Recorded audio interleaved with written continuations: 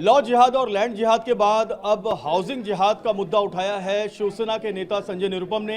ये एक लेटर की कॉपी है जो उप मुख्यमंत्री और गृह निर्माण मंत्री एकनाथ शिंदे को दी गई है। इसमें यह आरोप लगाया गया है कि कुछ ऐसे इलाके हैं मुंबई में जहां पर मुस्लिम बिल्डर्स मुस्लिमों को वहां पर बसा रहे हैं, बांग्लादेशियों को बसा रहे हैं और बांग्लादेशियों को झोपड़ों से उठाकर बिल्डिंगों में डाला जा रहा है। सर, आप बताएं कि इतना बड़ा गंभीर आरोप है, इसके तथ्य और बाकी चीजें क्या है? इसके तो सारे तथ्य मैंने आपको बताए। मुंबई में जो एसआरए के नाम पे झोपड़पट्टियों का जो रीडेवलपमेंट हो रहा है, उस रीडेवलपमेंट में जो मुस्लिम बिल्डर शामिल हैं, वो सबसे पहले तो फर्जी तरीके से जो कम झोपड़े हैं उनको बड़ी संख्या में बता रहे हैं और नीचे के अधिकारियों को पैसे खिला करके उस सारा का सारा जो स्ट्रक्चर एग्जिस्ट नहीं करते वो पास करा ले रहे हैं। और उसके बाद वो बड़े पैमाने पर मुस्लिम लोगों के नाम पे, एक ही मुस्लिम व्यक्ति के नाम पे सारे घर जो कागज पे हैं वो अप्रूव कराते जा रहे हैं। इससे क्या होगा कि इलाके में जो रहने वाली जो छोटा पॉपुलेशन है हिंदुओं का, वो आउट नंबर हो जाएगा और उसके आसपास सिर्फ मुस्लिम लोग रहने लगेंगे। तो ये जो सिर्फ मुस्लिम लोग रहने लगेंगे तो पूरे उस इलाके की डेमोग्राफी चेंज हो जाएगी और जब पूरे इलाके की डेमोग्राफी चेंज हो जाएगी तो वो धीरे धीरे मुंबई मालवनी और मुंब्रा बनता चला जाएगा।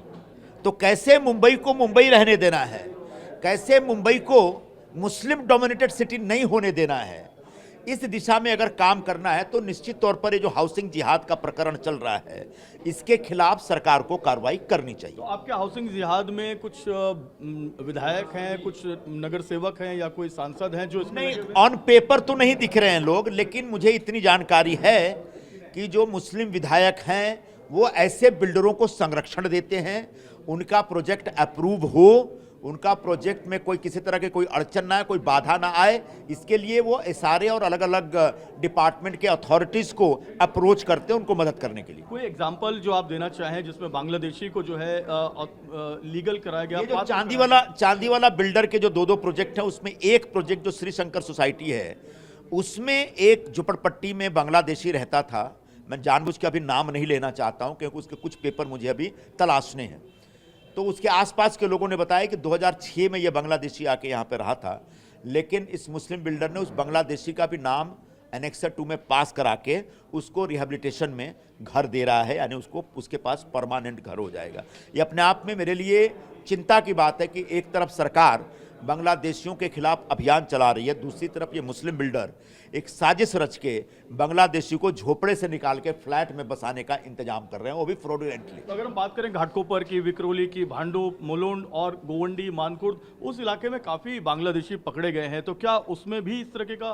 बिल्कुल, वहाँ छानबीन करना चाहिए। वहाँ पर जो रीडेवलपमेंट का प्रोसेस चल रहा है, मैंने तो सुना है कि एक बांग्लादेशी है जो बांद्रा में बिल्डरों को रेत और सीमेंट सप्लाई करने का काम करता है।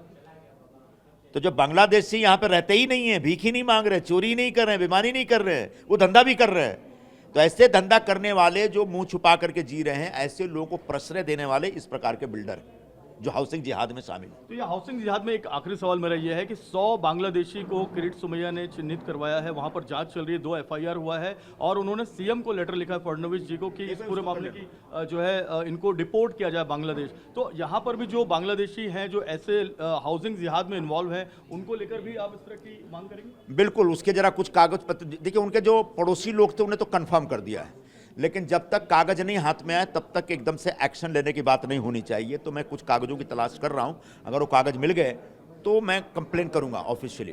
बिल्कुल साफ तौर पर संजय निरुपम ने एक बड़ा आरोप लगाया है कि मुस्लिम डोमिनेटेड एरियाज में जो मुस्लिम बिल्डर हैं वो हिंदुओं को वहां पर घर नहीं दे रहे हैं, सिर्फ मुसलमानों को घर दे रहे हैं, जिससे डेमोग्राफी कहीं ना कहीं चेंज करने की कोशिश की जा रही है, जिसका सीधा असर आने वाले बीएमसी चुनाव पर पड़ेगा।